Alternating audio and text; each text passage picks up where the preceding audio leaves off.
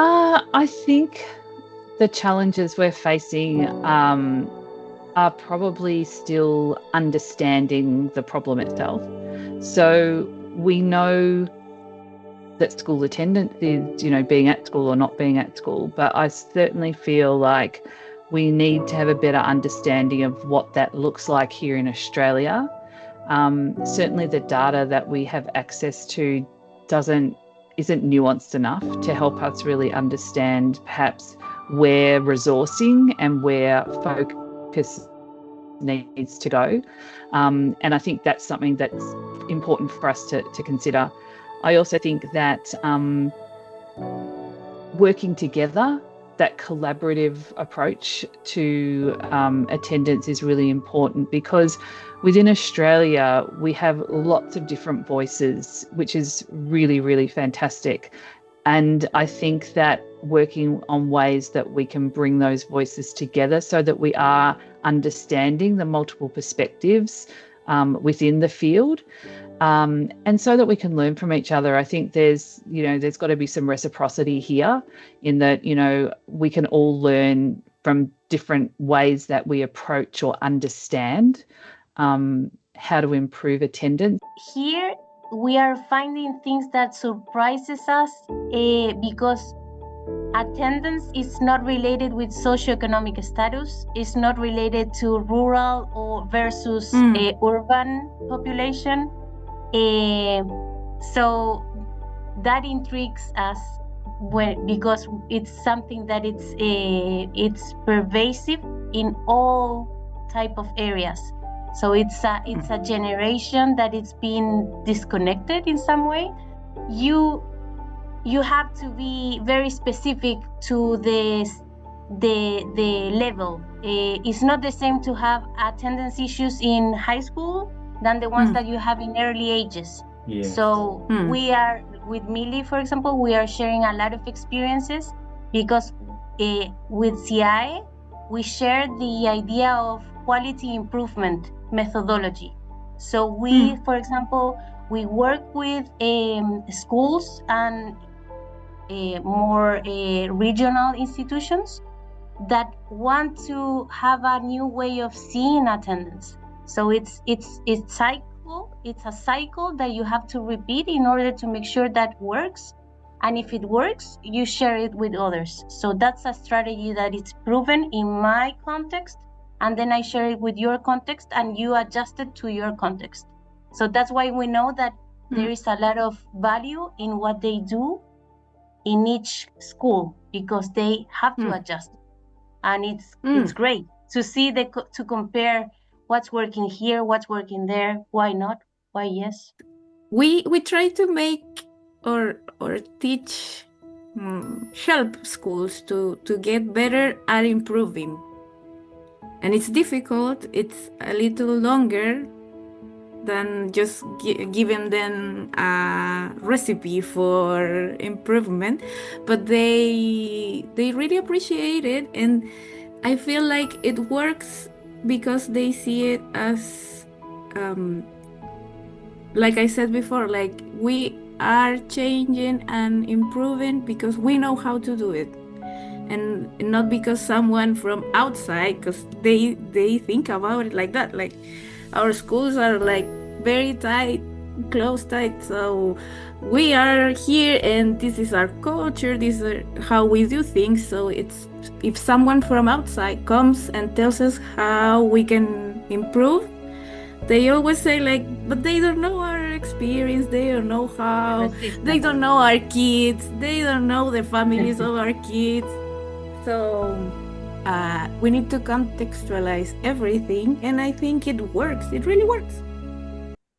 Kids, mostly boys, the majority of them boys, are falling apart. They cannot, they don't have resilience for frustration. They can't tolerate it. They feel unheard and not listened to. They're often incredibly bright boys. So sometimes I think they're kind of bored in school. And so there's no reason to be there. And they hit a crisis. And that is what I've been seeing in my small neck of the woods. Like, I can't speak to the larger population of the United States, but at least where I'm working, it's a level of falling apart that is really unbelievable, where the majority of kids are being hospitalized psychiatrically and not coming out with just like, just sort of the run-of-the-mill anxiety, depression. They're coming out with some intensive psychiatric diagnoses. Those the boys. For the girls, they are being misdiagnosed with social anxiety and not autism. And I think that is a big problem for the girls, because there's an expectation that girls can be socially savvy and get it, but they missing cues and misunderstanding things and getting sort of into social dilemmas that they don't know how to get out of. So they just stop going to school. They will go back, however. I can get them back into a building. I cannot get the boys back into the building at all. Sometimes I think that what I'm looking at actually are not kids who have a diagnosis of depression or anxiety or bipolar or mood dysregulation disorder. I'm not looking at those kinds of kids. I'm actually looking at kids who are twice I think, in my opinion, they're twice exceptional, so that they are both incredibly intelligent and then on the spectrum. And I think that they have a very difficult time figuring out the purpose of school, because they're just bored and they don't have any friends. And so there are no connections. And so it just escalates and it just goes and rolls into that. So it's become very, very, it's almost a third of my practice are these kids that really, I can't move them forward. And then on the flip side of that, I have a school system that is unwilling to change course or to be reflective or to be accommodating. So I've got this intractable kid on one hand, and then I got an intractable school system on the other hand, and no one is meeting in the middle. So I think that's really the heart of the problem. So I got interested into the topic quite early during my studies, when I worked with a student who experienced bullying, severe bullying, and I realized that he skipped lots of classes. And one day it just escalated and he never returned to school. And I couldn't do anything because I was only a student and I was not supposed to act or intervene.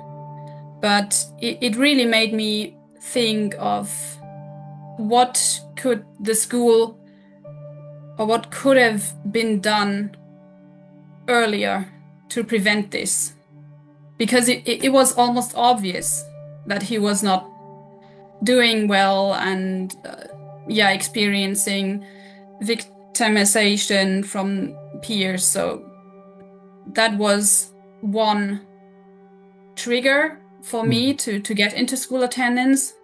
What I view as the biggest challenge is that we have the federal structure and no nationwide strategies. So Germany is divided into 16 federal states, and each state is responsible for education and therefore also for school attendance. And level we have the so-called Standing Conference for the Ministers for Education, I think. I translated that right. Yeah. But that one plays a role in the coordination and development of education. But what is interesting, if you look at their guidelines they are publishing, they never mention school attendance in any of their guidelines or in any of their joint interests.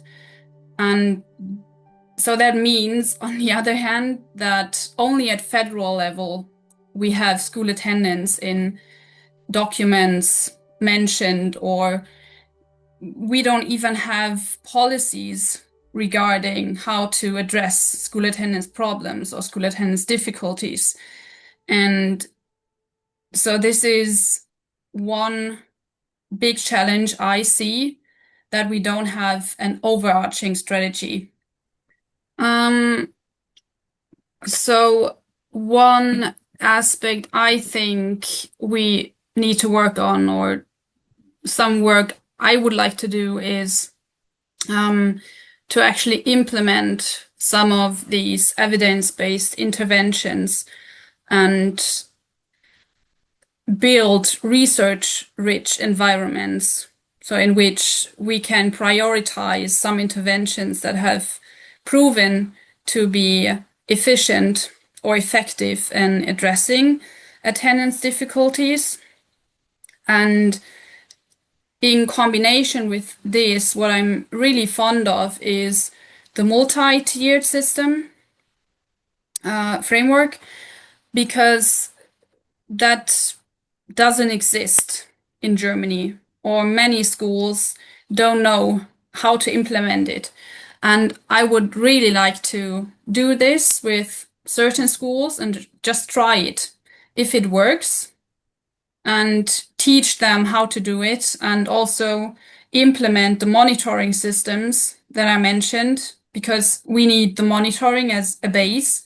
Otherwise, everything else doesn't work. And it can also help to shift from this rather punitive response to more supportive approaches. I brought the idea about attendance and the tiered framework, and then in my region they said, well, you can do it, and they kind of gave me carte blanche to implement it. And I didn't know where to start, because I knew the articles that Patricia and Chris wrote, but I didn't know how to make it practical. And then Patricia and I met online, and we talked, and then she said, well, you need to train the schools. And said, I can't train schools if I don't know. I haven't done it before. And then she did the training with our first schools in English. She trained our school. We are training trainers to do the work. So it's getting bigger and bigger.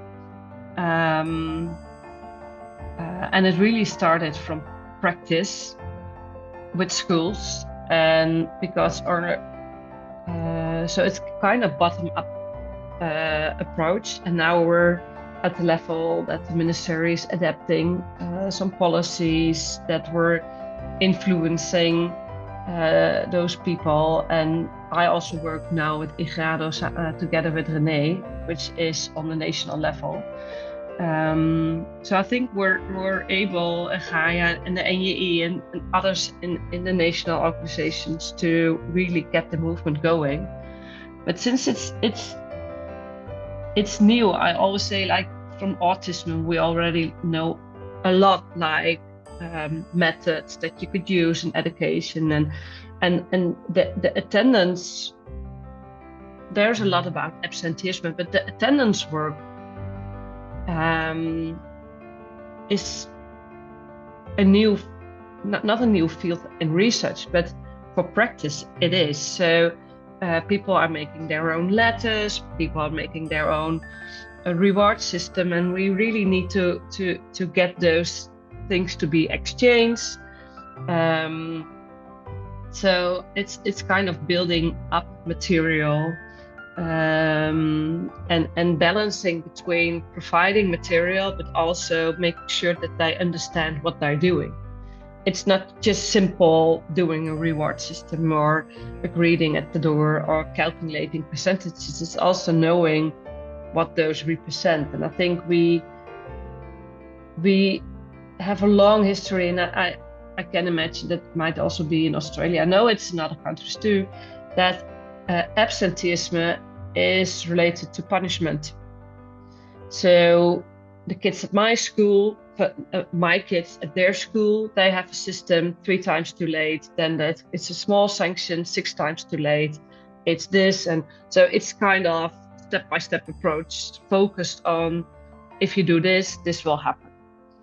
And that's so in the educational DNA that I think it takes a long time for them to really make the shift to it. It doesn't help to do punishment. But what do we do then? And also working with the tiered framework doesn't mean that you don't have kids that are absent anymore, or it doesn't solve all. It's just more preventative, more positive, but there will still be kids that are struggling. So it's not like we are having a magic wand or something. So you need to also not lower the expectation because you make them enthusiastic, but you also sometimes pull the brakes, like it takes time. Okay, so 95 or 94% attendance there across your schools on average. Yep. Wow, that's high.